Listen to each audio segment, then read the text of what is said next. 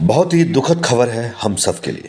माँ और बेटे की जब लाश मिली तो रो पड़ा हर दिल। 31 जुलाई को जब दिल्ली और सभी जगहों पर तेज बारिश हो रही थी, गाजियाबाद के खोड़ा कॉलोनी में शाम को करीब 7:30 बजे सब्जी खरीद कर लौटती तनुजा अपने हाथ में बेटे प्रियांश की उंगली पकड़े हुई थी और बारिश के बीच पानी में रास्ता तलाशते हुए घर की ओर बढ़ रही थी। अचानक तनुजा के हाथ से बेटे की उंगली छूटी और वो एक ऐसे नाले में जा गिरा जो ऊपर से दिखाई नहीं दे रहा था। जैसे ही प्रियांश नाले में गिरा, तनुजा ने बिना देर किए हुए खुद भी नाले में वो कूद गई। नाले में पानी का इतना तेज बहाव था कि वो उसके साथ लापता हो गई।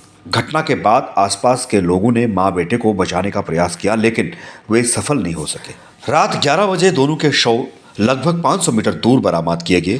प्रत्यक्षदर्शी ये देखकर आश्चर्यचकित थे कि माँ मौत के बाद भी अपने बेटे का हाथ पकड़े हुए थी। दोस्तों, ये बहुत ही दुखद घटना है और ये जो घटना हुई इसका जिम्मेदार कौन है? आखिर हम ये कब तक कहते रहेंगे दुखद घटना है, दुखद घटना है, ओम शांति, ओम शांति, ओम शांति।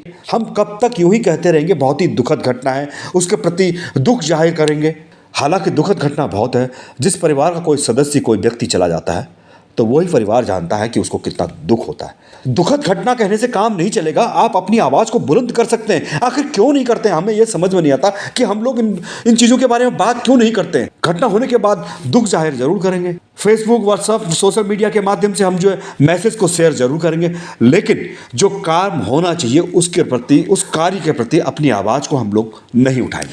प्राकृतिक आपदाएं अपनी जगह पर होती हैं। जो प्राकृतिक आपदाएं आती हैं उनमें हम कुछ नहीं कर सकते, क्योंकि प्रकृति के आगे हर कोई लाचार है, बेबस है। लेकिन जो सरकार के द्वारा काम किया गया है, जहां गड्ढे खोदे गए हैं, नाले बनाए गए हैं, उसको भरेगा कौन, उसको बनाएगा कौन? या तो सरकार ये गड्ढे, नाले सब कुछ बनाना छोड़ दे।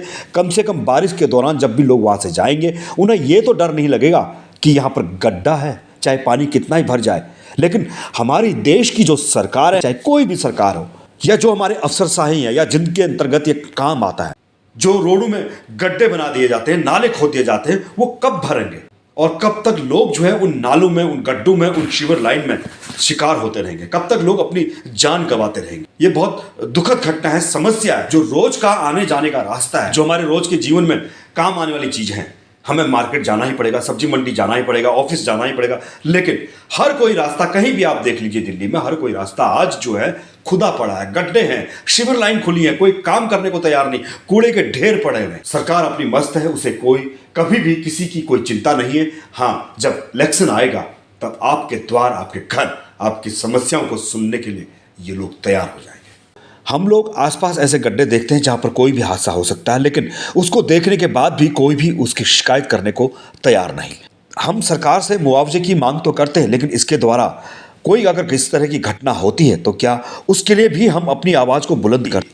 अक्सर कोई भी घटना होती है तो सरकार से मुआवजे की मांग की जाती है। लेकिन दोस्तों, मैं ये कहता हूं, जिनके अंतर्गत ये कार्य आता है, एमसीडी हो, नगर पालिका हो, या फिर कोई अन्य डिपार्टमेंट हो, जो लोग काम कर रहे हैं, गड्ढा बनाते हैं, नालियां खोदते हैं, सीवर लाइन खोदते हैं, अगर वो भरा नहीं गया या फिर वो खुला है, कोई भी डिपार्टमेंट आकर के कुछ भी गड्ढा खोद के चला जाए और उसमें कोई हादसा हो जाए, कोई मर जाए, तो उसकी जिम्मेदारी कौन लेगा? जो भी हादसा होता है सबसे पहले तो उन सभी को निलंबित कर देना चाहिए, और साथ ही साथ जो मुआवजा बनता है, नुकसान हुआ है, जो भी हुआ है, उसका पूरा भरपाई वो लोग करें। मैं दावे के साथ कहता हूं, जिस दिन ऐसा होने लगा, देखना आप जितने भी गड्ढे हैं, जहां भी जो लाइनें खुली हैं, शिवर लाइन खुली है, या कुछ भी ऐसा हो, वो तुरंत भरे जाएंगे। सबको डर रहेगी कि इसका मुआवजा हमें देना पड़ेगा और हमारी नौकरी भी जा सकती है। अगर आपको मेरा यह संदेश अच्छा लगता है तो कृपया आप इसे जन जन तक पहुंचाएं, ताकि भविष्य में फिर कोई माँ और बेटा इस तरह से इन हादसों का शिकार ना हो। नमस्कार, जय हिंद, जय भारत।